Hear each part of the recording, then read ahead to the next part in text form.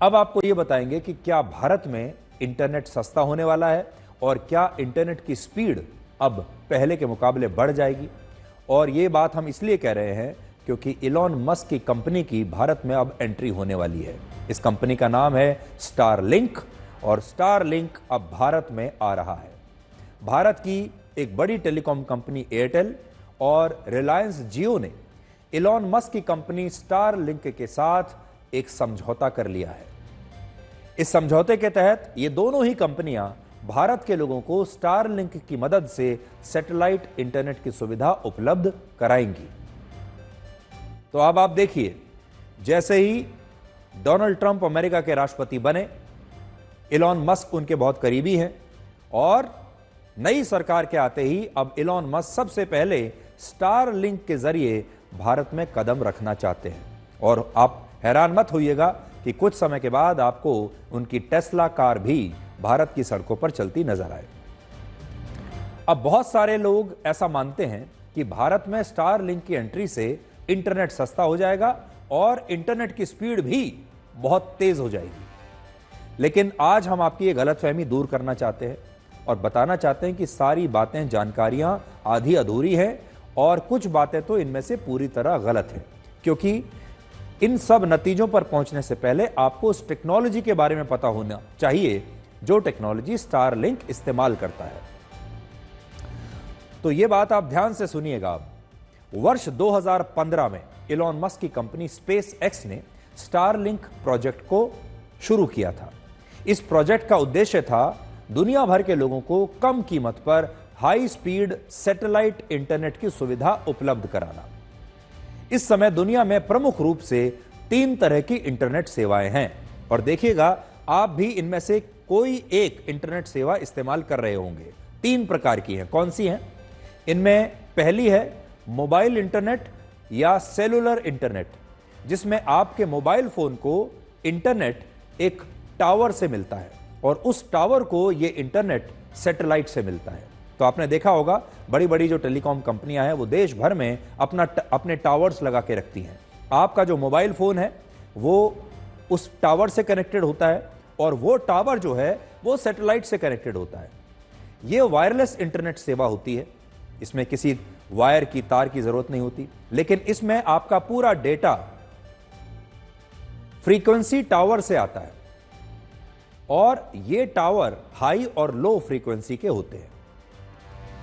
तो एक तो ये हो गया जो आप अपने मोबाइल फोन पर ही पूरा इंटरनेट इस्तेमाल करते हैं और आपके आसपास का जो भी टावर होता है उस कंपनी का, जो आपकी टेलीकॉम कंपनी है, आप जैसे आगे आगे किसी भी जगह बाहर निकलते हैं, आपका मोबाइल फोन आपके सबसे पास वाले टावर से कनेक्टेड हो जाता है और वहीं से आपको सिग्नल्स मिलते हैं। दूसरा है केबल ब्रॉडबैंड इंटरनेट। इसमें ऑप्टिकल फाइबर या कॉपर केबल से आपके घर में इंटरनेट आता है और इसके लिए आपको अपने घर में एक राउटर भी लगाना होता है और यह राउटर भी एक लाइन से कनेक्टेड होता है जिसे डिजिटल सब्सक्राइबर लाइन कहते हैं, यानी DSL। आप में से बहुत सारे लोग ये केबल ब्रॉडबैंड इस्तेमाल करते होंगे। जब आप अपने घर में वाईफाई का भी इस्तेमाल करते हैं वो भी ऐसे ही आता है, यानी एक लाइन आपके घर तक बिछा दी जाती है और उस केबल के जरिए यह डेटा आप तक आता है और यही लाइन इंटरनेट डेटा को आपके घर तक ट्रांसमिट करती है। और इस वक्त हमारे देश में इंटरनेट के लिए इन्हीं 2 सेवाओं का इस्तेमाल होता है। जैसा हमने आपको बताया, या तो आप अपने मोबाइल फोन के जरिए इंटरनेट का इस्तेमाल करते हैं और आपका मोबाइल फोन पास के टावर से सिग्नल लेता है और टावर सैटेलाइट से जुड़ा है, और दूसरा है ये केबल इंटरनेट। तो या तो लोग मोबाइल फोन से इंटरनेट इस्तेमाल कर रहे हैं हमारे देश में, या केबल ब्रॉडबैंड से इंटरनेट का इस्तेमाल करते हैं। लेकिन इंटरनेट की सेवा का एक और माध्यम है और उसे कहते हैं सैटेलाइट इंटरनेट। यह इंटरनेट आपको सीधे सैटेलाइट से मिलता है और अब स्टारलिंक भारत में इसी सैटेलाइट इंटरनेट को लॉन्च करने वाला है। इस इंटरनेट को इस्तेमाल करने के लिए स्टारलिंक की तरफ से एक किट दी जाती है और यह किट आपको खरीदनी होती है। इस किट में राउटर और उसकी केबल के साथ साथ एक डिश एंटीना आपको दिया जाता है। यह एंटीना सीधे स्टारलिंक के सैटेलाइट से इंटरनेट डेटा को रिसीव करते हैं और लोग बिना किसी टावर और ब्रॉडबैंड के इंटरनेट को इस्तेमाल कर पाते हैं। तो आपको अपने घर की छत पर जैसे आप डीटीएच का एक इस तरह का यंत्र लगाते हैं, वैसे ही आपको इंटरनेट के लिए इस तरह का एक एंटीना अपने घर में लगाना होगा। यह एंटीना सीधा सैटेलाइट से कनेक्टेड होगा और आपके घर में सीधे सैटेलाइट से इंटरनेट सेवाएं आएंगी। जंगलों में, दुर्गम पहाड़ों पर या दूर दराज के इलाकों में जहां इंटरनेट के लिए टावर्स लगाना बहुत मुश्किल होता है, मौसम जहां बहुत खराब होता है, वहां इंटरनेट पहुंच नहीं पाता, या ऐसे इलाके जहां अगर केबल इंटरनेट है भी और अगर वो खराब मौसम की वजह से कट जाता है या खराब हो जाता है तो उसे ठीक करने में कई कई हफ्ते लग जाते हैं, क्योंकि ये इलाके बहुत दुर्गम हैं, जंगल है, वहां पर पहाड़ हैं, नदियां हैं। ऐसे इलाकों में सैटेलाइट इंटरनेट बहुत आसानी से पहुंच सकता है, क्योंकि इसमें केबल की जरूरत नहीं है और टावर की भी जरूरत नहीं है। इस इंटरनेट की खासियत यह है कि जहां कोई नहीं है वहां भी ये इंटरनेट सिर्फ एक डिश की मदद से पहुंच सकता है, और यही कारण है कि भारत में इसकी एंट्री को एक गेम चेंजर माना जा रहा है। अब हम आपको इसके बारे में दो जरूरी बातें और बताना चाहते हैं जिन्हें लेकर सबसे ज्यादा गलतफहमी है। पहला, ये हाई स्पीड इंटरनेट नहीं है, बल्कि ये हाई स्पीड सैटेलाइट इंटरनेट है। इन दोनों बातों को समझिए। इसका मतलब यह है कि जो सैटेलाइट इंटरनेट की स्पीड होती है उनमें स्टारलिंक के इंटरनेट की स्पीड सबसे ज्यादा है, यानी इस श्रेणी में स्टारलिंक सबसे तेज इंटरनेट आपको देता है। लेकिन अगर हम इस इंटरनेट की तुलना दूसरी इंटरनेट सेवाओं से करें तो यह अब भी काफी, इसकी स्पीड कम है और धीमी है। उदाहरण के लिए मोबाइल इंटरनेट की स्पीड 10 मेगाबिट्स पर सेकंड से लेकर 1 गीगाबिट पर सेकंड की होती है। लोगों के घरों में लगे ब्रॉडबैंड या फाइबर इंटरनेट की स्पीड 100 मेगाबिट्स पर सेकंड से लेकर 1 गीगाबिट पर सेकंड तक होती है। लेकिन स्टारलिंक के इंटरनेट की स्पीड सिर्फ 50 मेगाबिट्स पर सेकंड से अधिकतम 250 मेगाबिट्स पर सेकंड ही है। यानी इससे आप यह समझ पाएंगे कि आप अपने मोबाइल फोन पर जो 4G या 5G इंटरनेट इस्तेमाल कर रहे हैं उसकी तुलना में स्टारलिंक के सैटेलाइट इंटरनेट की स्पीड बहुत ही स्लो है। दूसरा, स्टारलिंक का सैटेलाइट इंटरनेट इतना महंगा है कि हमारे देश के ज्यादातर लोग इसे खरीद ही नहीं पाएंगे, इसे अफोर्ड ही नहीं कर पाएंगे।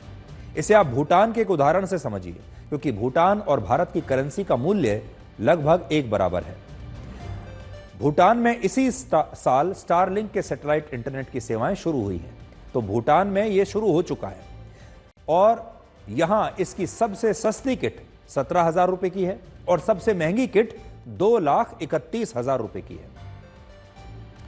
तो आप सोचिए, भूटान में उन्होंने ये प्राइसिंग रखी है, भारत में भी जब ये सेवाएं आएंगी तो लगभग इसी तरह का जो उसका टैरिफ है वो रखा जाएगा, कीमत इस तरह की रखी जाएगी। अब जब तक आप अपने घर, दफ्तर या बिल्डिंग या किसी भी जगह जहां आप इस इंटरनेट सेवा को लगाना चाहते हैं, जब तक आप इस किट को नहीं लगाएंगे तब तक आप स्टारलिंक के सैटेलाइट इंटरनेट को इस्तेमाल नहीं कर पाएंगे। अगर आप इतना पैसा खर्च करके इस किट को खरीद भी लेते हैं तब भी आपको हर महीने इंटरनेट सेवाएं इस्तेमाल करने के लिए एक मंथली प्लान खरीदना होगा, जिसकी कीमत 3,000 रुपए से 4,500 रुपए हो सकती है या इससे ज्यादा भी हो सकती है। जैसे भूटान में स्टारलिंक की किट खरीदने के बाद रेजिडेंशियल लाइट प्लान 3,000 रुपए का है और वहां का स्टैंडर्ड रेजिडेंशियल प्लान 4,200 रुपए का है और वहां के हिसाब से काफी महंगा है। भारत में जब ये सेवाएं आएंगी तो भूटान से ज्यादा ही महंगी होंगी, भूटान से सस्ती नहीं होंगी। इसलिए आप ये मानकर चलिए कि ये तो हम आपको भूटान की प्राइसिंग बता रहे हैं, यहां इससे भी ज्यादा होगा। अब इससे ज्यादा स्पीड में चलने वाले मोबाइल फोन के इंटरनेट का जो मासिक प्लान है, मंथली प्लान, वो 200 रुपए से लेकर 1,000 रुपए तक का है और ब्रॉडबैंड इंटरनेट का जो मंथली प्लान है हमारे देश में वो 500 रुपए से 2,000 रुपए के बीच का होता है। बहुत सारे लोग ये भी कह रहे हैं कि ये सैटेलाइट इंटरनेट शहरों और ऐसे ग्रामीण इलाकों के लिए है ही नहीं जहां मोबाइल इंटरनेट पहुंच चुका है। यानी अगर आपके इलाके में, आपके शहर में, आपके कस्बे में, गांव में पहले से ही इंटरनेट पहुंच चुका है, आपके मोबाइल फोन पर पहले से इंटरनेट है और आपके घर में भी इंटरनेट आ रहा है, केबल इंटरनेट, तो आपको फिर इस स्टारलिंक की क्या आवश्यकता है? ये इंटरनेट ऐसे दुर्गम इलाकों के लिए है जहां मोबाइल फोन इंटरनेट के टावर्स नहीं लगाए जा सकते और जहां पर केबल भी नहीं बिछाई जा सकती, इसलिए वहां ब्रॉडबैंड इंटरनेट भी नहीं पहुंच सकता। हालांकि यहां भी हमारा सवाल यही रहेगा कि दूर दराज के इलाकों में भी जो ऐसे इलाके हैं जहां पर आप ना तो टावर लगा सकते हैं ना ही केबल बिछा सकते हैं, इतने दुर्गम इलाके हैं, ऐसे इलाकों में भी ऐसे कितने ही लोग होंगे जो स्टारलिंक का सैटेलाइट इंटरनेट लेने के लिए हर महीने 7-8 हजार रुपए का बिल दे पाएंगे और लगभग 1 लाख रुपया उसके इंस्टॉलेशन पर खर्च करेंगे ये किट खरीदने में। ग्रामीण भारत में औसतन एक परिवार हर महीने सिर्फ 4,000 रुपए खर्च करता है। इस 4,000 रुपए में उसमें उसके खाने पीने के साथ साथ बिजली, पानी और दूसरे खर्च भी शामिल हैं। अब सोचिए कैसे संभव है कि ये लोग स्टारलिंक की 17,000 से 2.5 लाख रुपए की ये किट खरीद लें और इसके बाद हर महीने 4,000 रुपए कम से कम या उससे कहीं ज्यादा इंटरनेट इस्तेमाल करने के लिए भी ये खर्च करने लगे। इससे भी बड़ी बात यह है कि अब भारत में इंटरनेट की ज्यादा समस्या बची ही नहीं है। भारत में 120 करोड़ लोगों के पास मोबाइल फोन है, 95 करोड़ लोग इंटरनेट का इस्तेमाल करते हैं।